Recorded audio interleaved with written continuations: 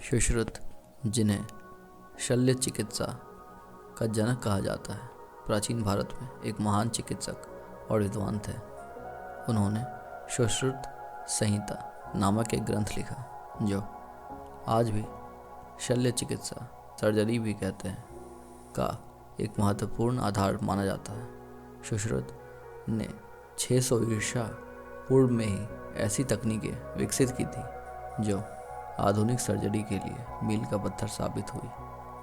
आइए उनकी अद्भुत शल्य चिकित्सा तकनीकों के बारे में जानें।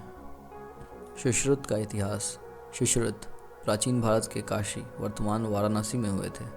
वे धन्वंतरी के शिष्य थे, जिन्हें आयुर्वेद का जनक माना जाता है। सुश्रुत संहिता में 120 से अधिक सर्जिकल उपकरणों और 300 से अधिक शल्य प्रक्रियाओं का विस्तृत वर्णन है। सुश्रुत की शल्य चिकित्सा तकनीकें। पहला, प्लास्टिक सर्जरी, राइनोप्लास्टी।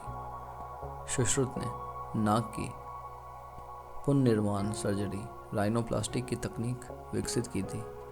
यह तकनीक उन रोगियों के लिए थी जिनकी नाक किसी दुर्घटना या सजा के कारण कट गई थी।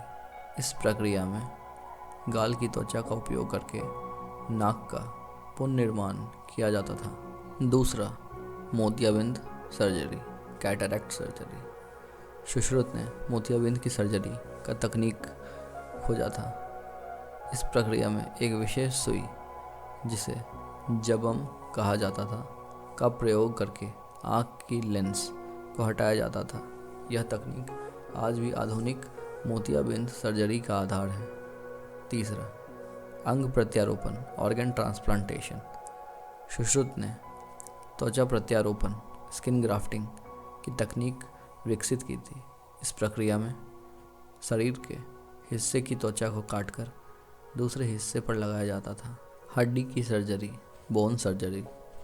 सुश्रुत ने हड्डी टूटने, फ्रैक्चर और जोड़ों का दर्द, आर्थराइटिस के इलाज के लिए विशेष तकनीकों का विकास किया था।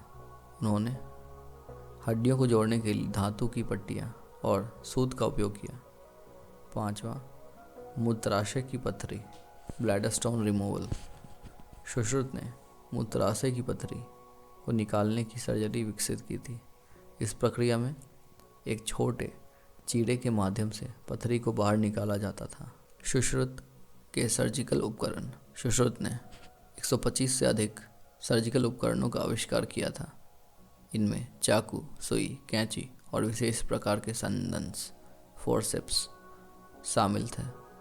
ये उपकरण लकड़ी, हड्डी और धातु से बनाए जाते थे। सुश्रुत की शिक्षा पद्धति।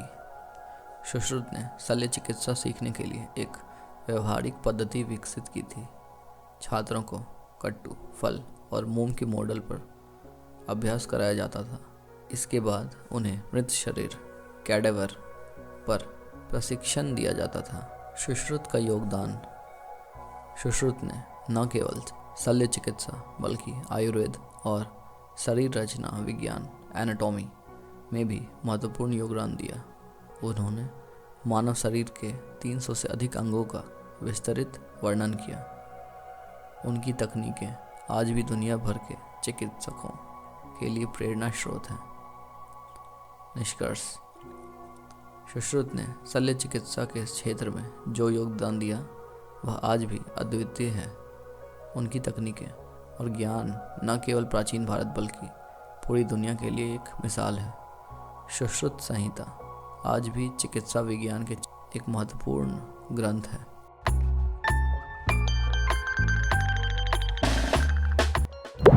अगर आपको यह जानकारी पसंद आई हो तो इस वीडियो को लाइक और शेयर करें और हमारे चैनल को सब्सक्राइब करें ताकि आप ऐसे ही रोचक ऐतिहासिक तथ्यों से जुड़े रहें।